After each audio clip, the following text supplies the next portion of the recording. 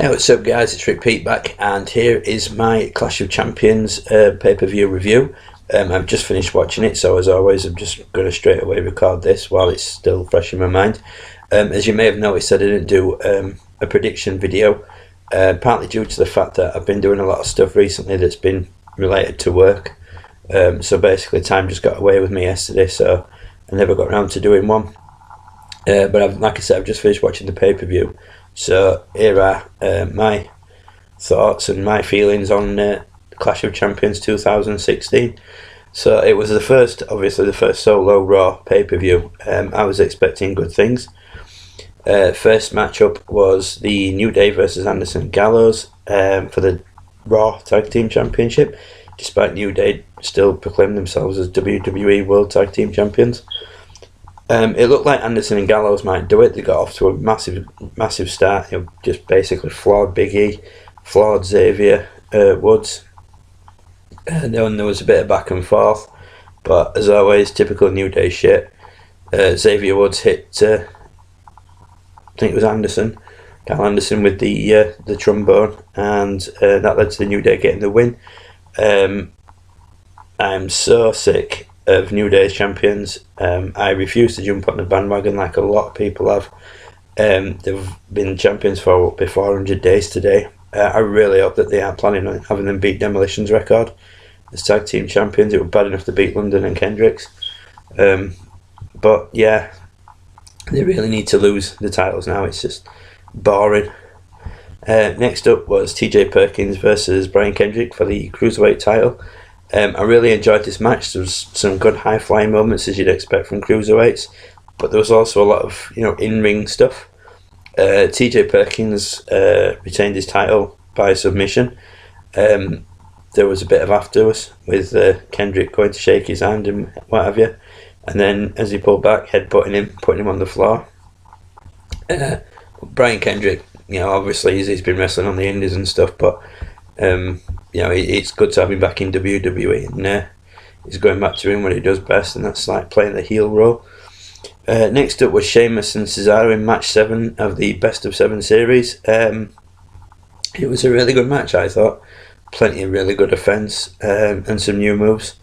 At one point, Cesaro actually hit a 619. It wasn't as good as Rey Mysterio's. He sort of ran across the ring and seemed to slow down as if he was trying to make sure he didn't do any real damage to Sheamus. But yeah, that was out of the blue and, not expected.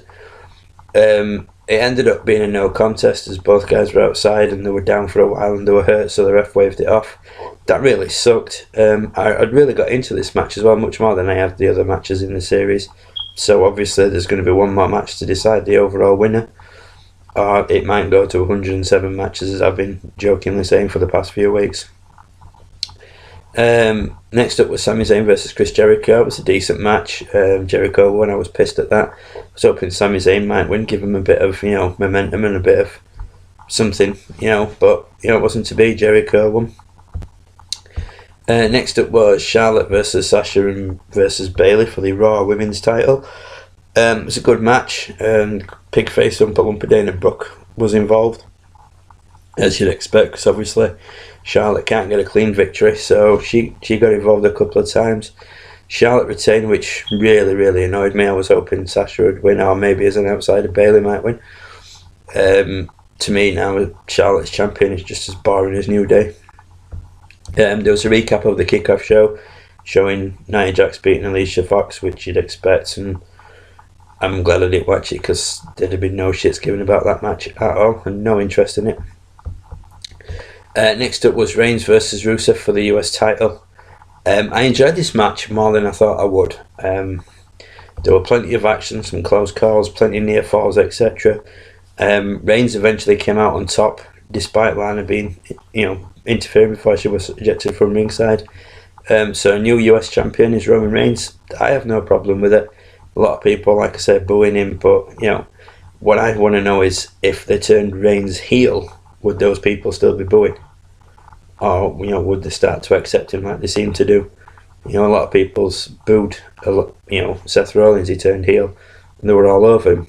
So, be interesting to see what would happen. I don't see it happening, as Vince wants him to be the face of the company, and everything. So, but it would be interesting to see if all those that booed Reigns as a face would boo him as a heel. Next match was the main event, Seth Rollins versus Kevin Owens for the Universal Championship. This was an absolutely awesome match. As seemed to be the theme for the night, though, outside interference again. Chris Jericho came down towards the end of the match and got involved in the match. Ref got knocked down. By the time Stephanie came out with the new ref, Kevin Owens had recovered enough to hit Seth Rollins with a pop-up powerbomb and get the win. So yeah, a great match, ruined. I didn't see the need for the screwy ending, but I suppose it gives Rollins that bit more momentum, a bit more towards Stephanie in the case of why did it take so long to get a new ref out. May set up a feud between Rollins and Jericho, with him costing it. I'll be honest, when Jericho came out, I was expecting Sami Zayn to come out to help Seth Rollins. Well, basically just to get at Jericho. Wasn't to be, and then I kind of thought, well, maybe Roman Reigns is going to come out given what happened with Rollins helping him in the cage. Again, that didn't happen. So yeah, bit of a shit ending to what was an awesome match.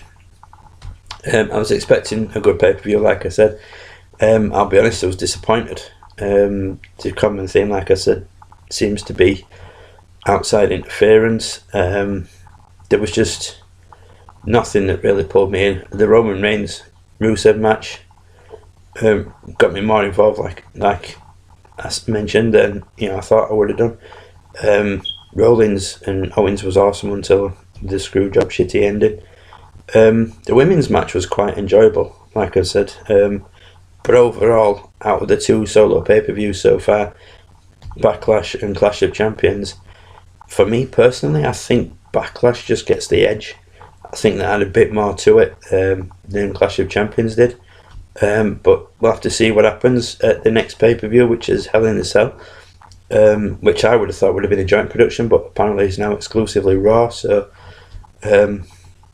yeah, that's the next big Raw pay-per-view. So we'll see what happens tonight.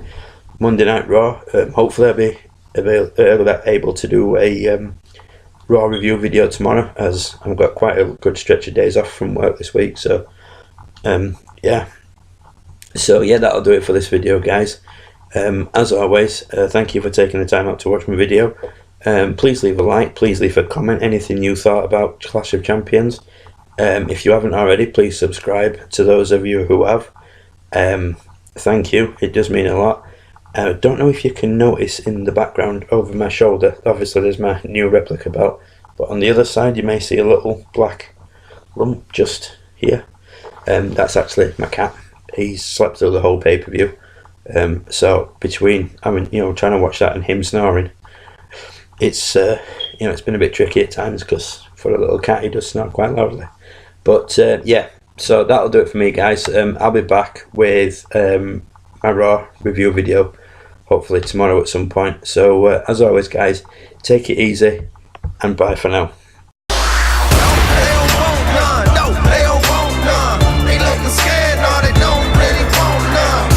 Southern boys with the promise.